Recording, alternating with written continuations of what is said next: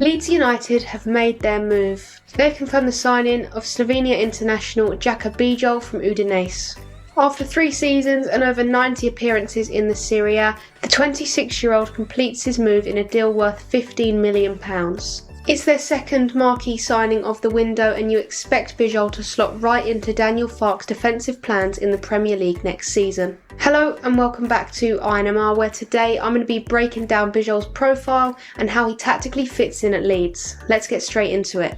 So, the basics. Bijol is 6'3", right-footed, 26 years old, and he most recently played in the right-hand side of a back three. He's also just come off the back of a strong season in the Serie A. At a glance, he is a big, commanding figure, and it's easy to assume that Bijol is an aggressive, front-footed defender who just flies into tackles, but actually that's not his game. What stands out for me is how calculated Bijol is off the ball. If we take a look at his true tackles per 1,000 touches, which is basically a way of measuring how often he engages in challenges when the opposition have the ball, he ranked 35th out of 74 centre-backs in the Serie A last season. So that would suggest that he's quite passive and not somebody who dives in too often.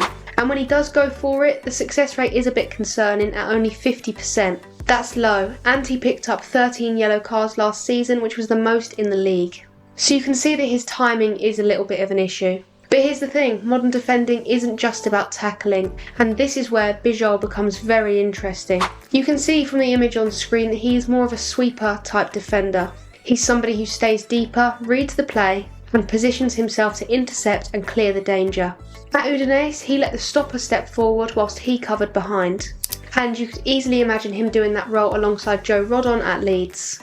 And the numbers back that up. He was one of the best clearers of the ball with 180 clearances, and he also ranked quite highly for interceptions and aerial duels. There's a moment from Udinese's final game of the season which perfectly sums up Bijol. He steps in to intercept a pass, which is great, but then immediately gives the ball away and follows it up with a late tackle. He then gets a yellow card, and that sequence shows us that his anticipation is good, but he does have limitations when under pressure. Now let's talk about aerial duels, because this is where Bijol really excels. He was in the top 5 of Serie A defenders last season for aerial duels won, and Leeds do need someone who's dominant in both boxes. The image on screen right now shows just how dominant Bijol is in the air. His waist is almost level with the opposition striker's head, so the leap he's got and the timing in headers is something that can't be matched. It's not just about winning the headers, it's how he times them, clears danger, or even retains possession with those headers. On the ball, he's actually really confident. Bijol made more long passes than any other Serie A defender last season, and he's comfortable pinging diagonal balls out to the flanks or floating balls along the channel.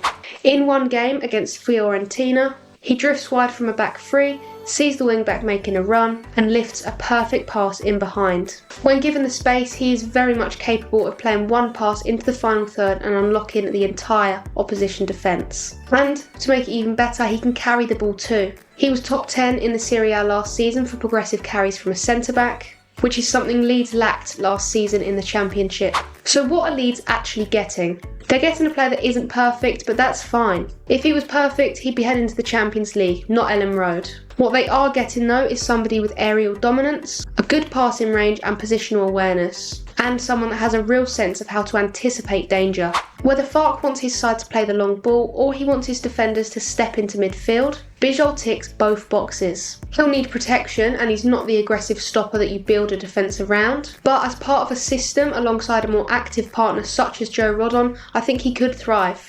So that is the breakdown on Jaka Bijol, Leeds' newest addition at the back. He's a smart signing with clear strengths and a few flaws, but he's someone that fits around what Farke is building at Leeds. So what do you think? Will Bijol be a success in the Premier League? Let me know your thoughts down in the comments. That is where I'm going to end today's podcast, but there are plenty of others that you can go and listen to. For more content, be sure to check out my website, that's inmrfootball.co.uk. On there you can find match reports, live blogs, club updates and so much more.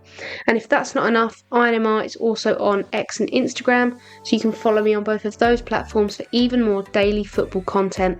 Thank you very much for listening, and I will see you in the next one.